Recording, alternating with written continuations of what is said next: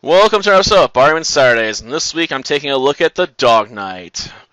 All for one, and one for all. So yes, we have a dog version of the Three Musketeers, which is why the original title of this Spanish film is Dogtanian and the Three Muskehounds, which is based on an 80s cartoon series, I want to say.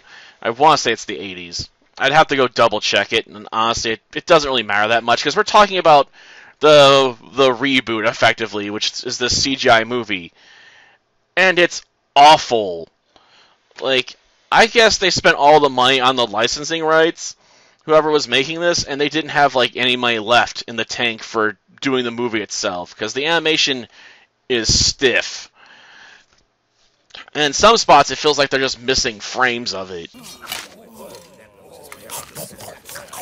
So, we have a lot of fights, but none of them are interesting. They don't have usually interesting choreography. Usually they're just waving a sword back and forth in some cases. You know, I guess in one instance it's probably meant to be cartoony and funny because of it, because they have Aramis, reading poetry to his enemies, while just blocking their attacks by swinging his sword back and forth like an idiot would, while pretending that, like, I've got a sword, like that. My heart with burning fire o'erflows. Burning fire is redundant. And something, heaven knows. I like it! Thank you. That is definitely not how you would use a sword. I can only imagine how much a sword instructor would cry if they saw someone actually doing that. So, yeah. We don't have good fights. Do we have anything that can save it? No.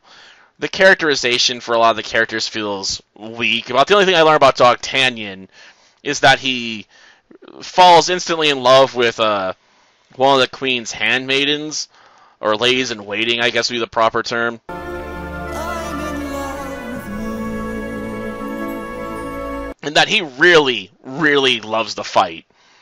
Like, if anyone slights his honor, he feels in the slightest, he's like, I, good sir, will have a duel to the death.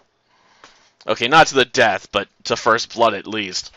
Like, he obsesses over, fighting basically everybody. Like, you bump into him, a duel, sir! Like, it gets crazy. Like, he gets splashed with some water from, like, a carriage, and he challenges the person out to a duel until he realizes, it's a lady. He's just like, and just instantly falls for her because she's so beautiful. So, yeah, we don't have interesting characters. The dialogue at times feels weird. Like, we have a bit where Dogtanian comments on how, this villain was referring to this other villain as my lady. And all of a sudden, the character's like, ah, damn it, it's my ex-wife, Lady de Winter. Because only she'd be referred to as my lady, right? Like, I honestly don't know how you just make that connection. Like, if he'd include, my lady Winter or something, at least then I could see how you could go, gosh darn, it's my ex-wife, the witch, isn't it? But instead, it's just like, my lady. That's all he needs. Just like, it must be Lady de Winter. Like, how do you know that? Like, it's such a weird, loose connection to make. I mean, he's right. But this hopefully makes more sense in the Spanish, language with the original line than it does in the English dubbing of it. I can hope. I have no way to know for sure, because I'm not going to watch it, with the Spanish audio track, assuming they didn't just do a new one for, the US release. Because there are differences between, like, Mexican Spanish and Spanish from Spain. It's not always, super great, but, they've been diverging, slowly over time.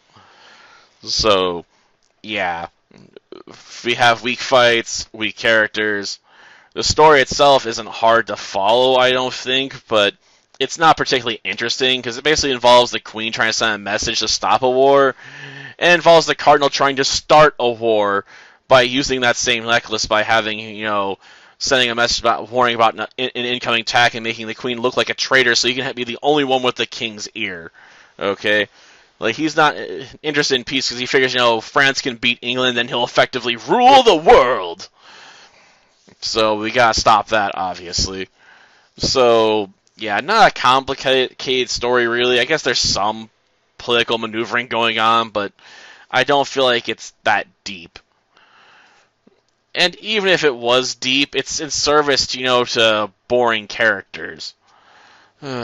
So yeah, I just would say pass on this. Like, the Dog Knight just isn't worth watching.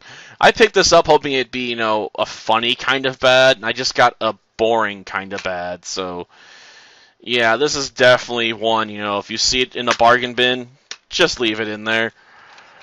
Till next time then. See ya. No one imitates me. Sleep well, milady.